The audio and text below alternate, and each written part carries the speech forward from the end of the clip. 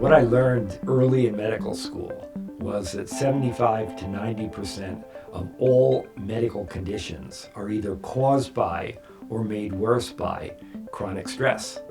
And so I was fascinated by that whole process. Why are we not treating chronic stress then as a primary pathology? Well, ultimately it leads to disease. And so what you have with chronic stress is there's more adrenaline through your system, more cortisol. And so that adds a lot of stress to the body based on what those different hormones do. And so you're right, with adrenaline, for instance, your heart rate's going to be higher, your blood pressure is going to be higher. That leads to heart disease and atherosclerosis. So right away, greater chance of heart attacks, greater chance of stroke, greater chance of peripheral vascular disease just because of high blood pressure.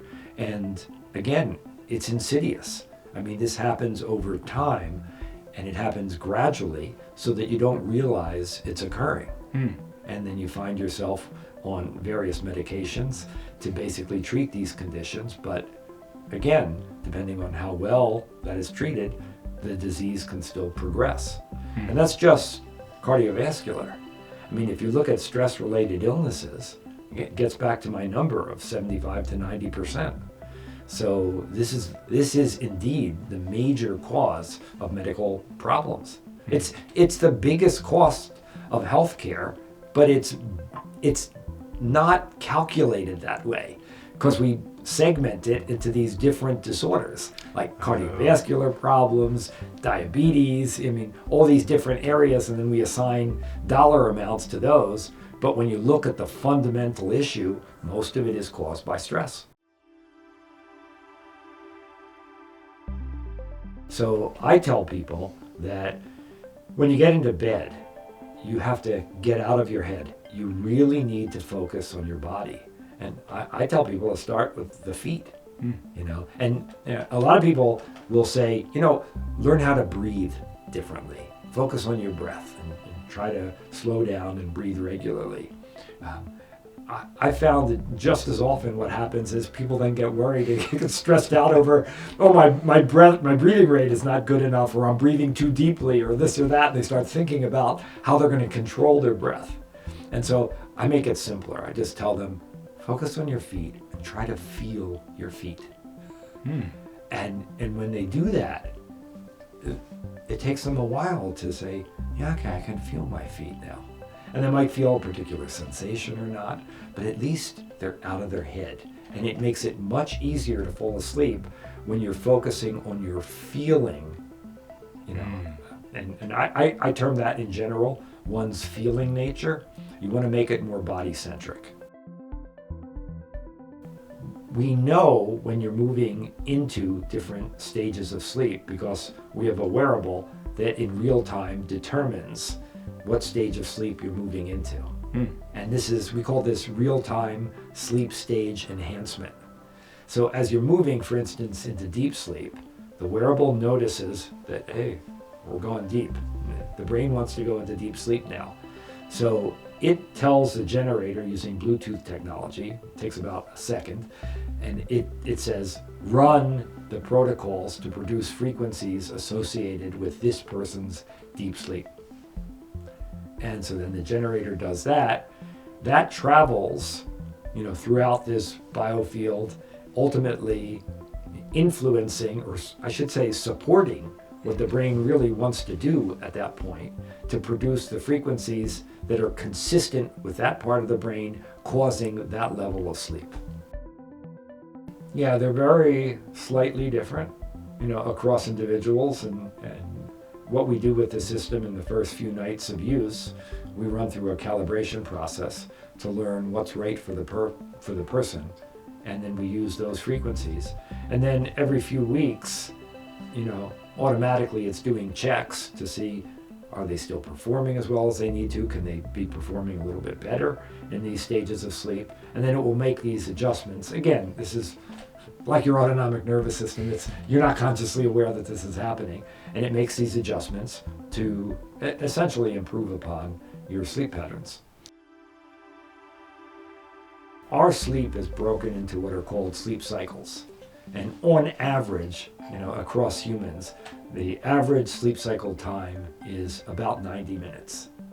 And in that 90-minute cycle, you move from, wake, or in the beginning, you'll move from wake into light sleep, into deep sleep, and then to dream sleep.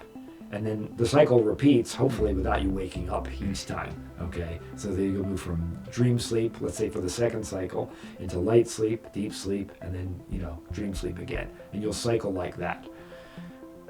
There is a bias, as you mentioned. So in the earlier sleep cycles, you're going to get more deep sleep and less dream sleep. And in the later sleep cycles, you get less deep sleep, or maybe none, after, when you're in the fourth or fifth cycle, and you'll get more dream sleep. So you're right, there's a bias, more deep sleep early in the night, more dream sleep late in the night. There's a phenomenon called sleep inertia. And sleep inertia basically means when I get enough deep sleep, it's more likely to keep me asleep for the rest of the night, or if I do wake up to, let's say, go to the bathroom, I will be able to fall back to sleep because I will have those feelings of fatigue. It's also one of the reasons why when you get enough of that deep sleep early in the night and you don't need to get any more later in the night, you don't wake up drowsy. Does the technology developed lengthen the time asleep, or does it increase deep or REM sleep? Does it help with any of those things? Yeah, great questions. It does all three of those things, but for different reasons, okay? One is, a lot of people like to look at total sleep. They say, I feel good in the morning if I slept for 7-8 hours, all right?